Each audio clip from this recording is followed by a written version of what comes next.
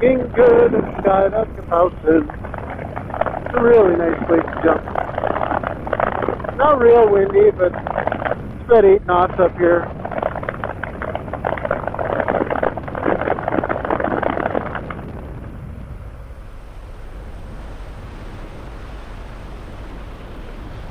Thank you.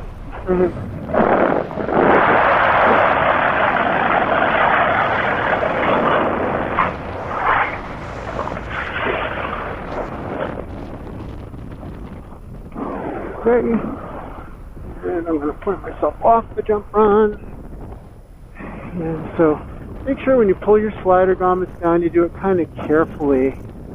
And if the drawstrings pull outward, and then you can use that to pull it down. Turn up my chest strap. There we go.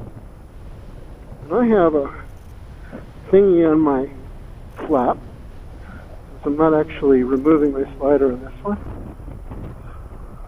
Take your time, making sure that you're not reaching through the brake line excess.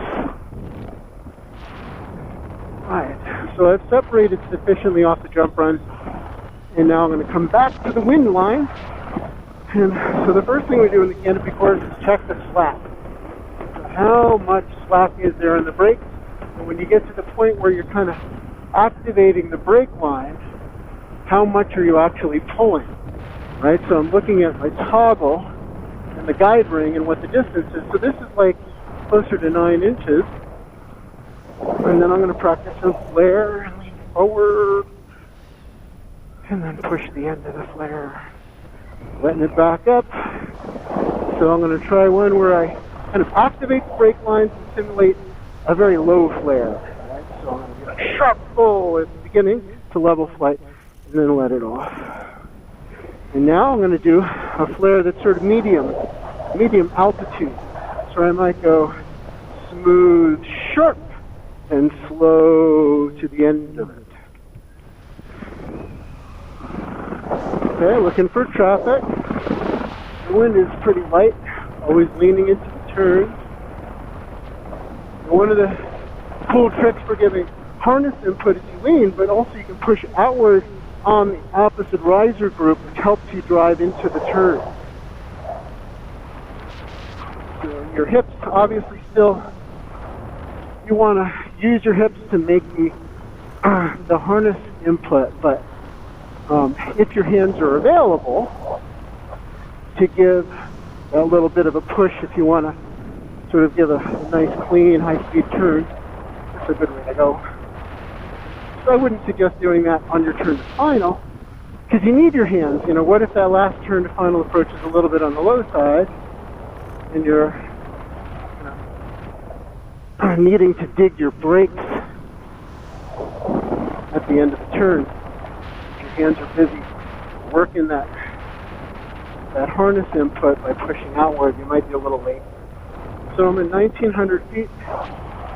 I'm going to face into the wind, double check my glide ratio, a little bit of bump, keep my airspeed up.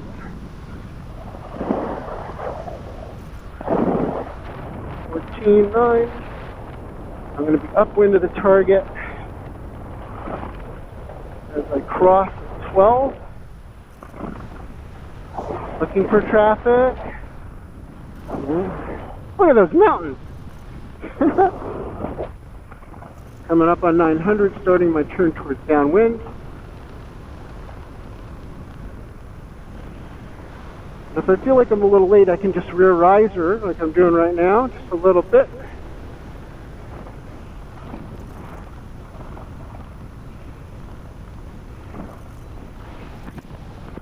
Do a little front riser turn towards the final approach.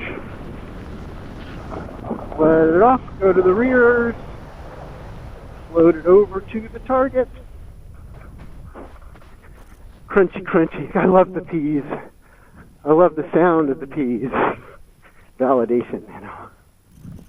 Yeah, that's easy. Yeah, because it's going to be a pretty... I'm just practicing.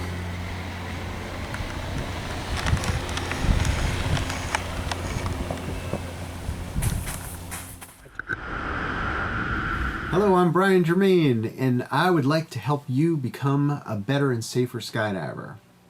There's a lot of information that needs to be assimilated, and going to the drop zone is but one way to get that information. As a matter of fact, it may not be the best way, depending on who's teaching you and how much time they have to dedicate to your training. You may or may not get all the information that you need in order to get through the experience safely and get through your ultimate graduation to become an A-licensed skydiver. And so as a jumper of over, well, gosh, I don't know precisely how many jumps I've got, but it's over 15,000, and approximately 35 years of jumping out of planes, I've put together quite a bit of understanding, not the whole story, but quite a bit of understanding on the topic. And I realized quite a few years ago that if I just sat down and just sort of wrote it all out, starting with a book and then writing it out into seminar PowerPoints, and then traveling the world, teaching lots of classes, literally all over the planet, I realized that I could do a pretty good job of helping guide people through the course stuff, and get over some hurdles, possibly avoid some accidents. And so what I introduce to you today is something I created called Parachute Flight Safety. It's a video series that is 8 hours long, and we tack on some extra materials on top of the existing 7 different programs, going from the very basic information about how parachutes fly, structure and function kind of topics, all the way up through more advanced accuracy concepts and navigational concepts, and the kind of stuff that you're going to need to know. And you'll get all this information, or almost all of it, if you hang it at the drop zone all the time for the next several months. But some of you haven't even gone to the drop zone yet, and you're just sort of thinking about it. And that's the perfect time to start, right here at home. You can start down this very long path of becoming a skydiver by studying, by learning.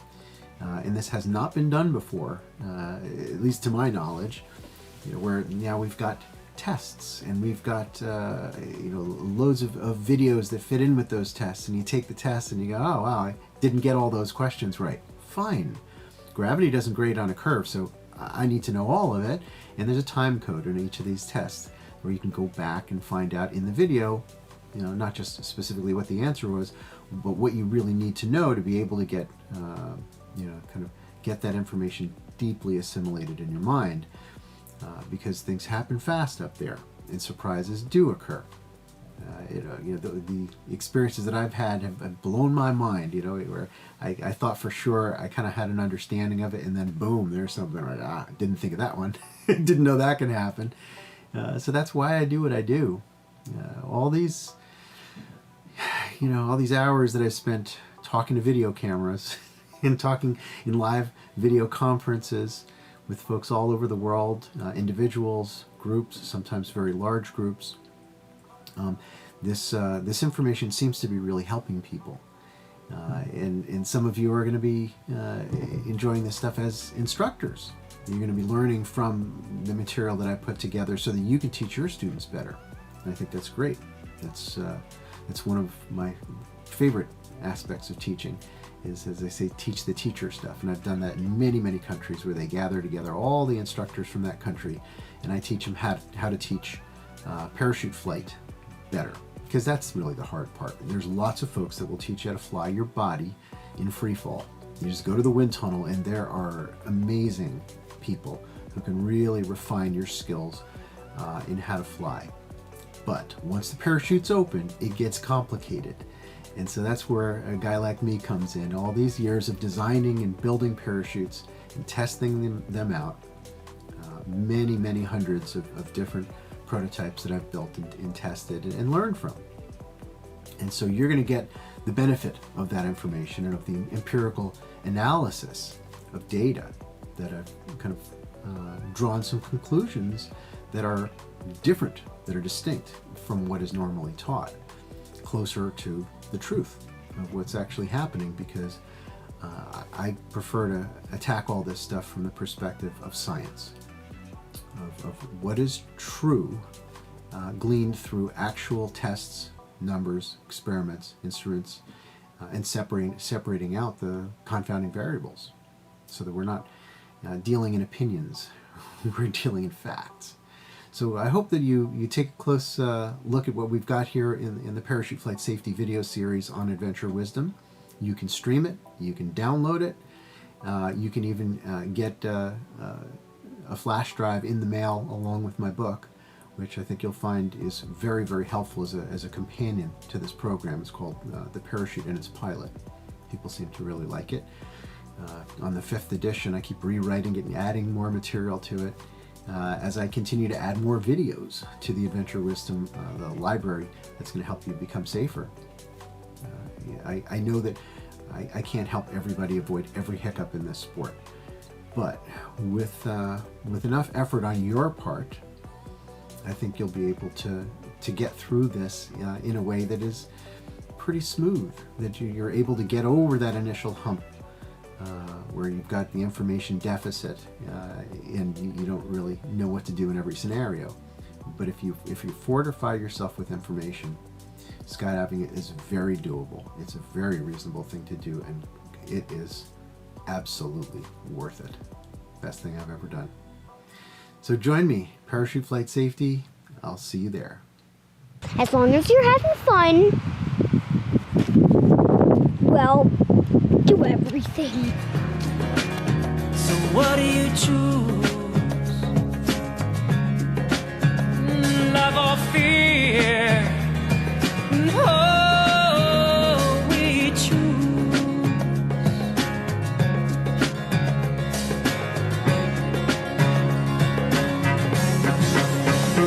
I choose to love with freedom fire from my heart where the light keeps shining.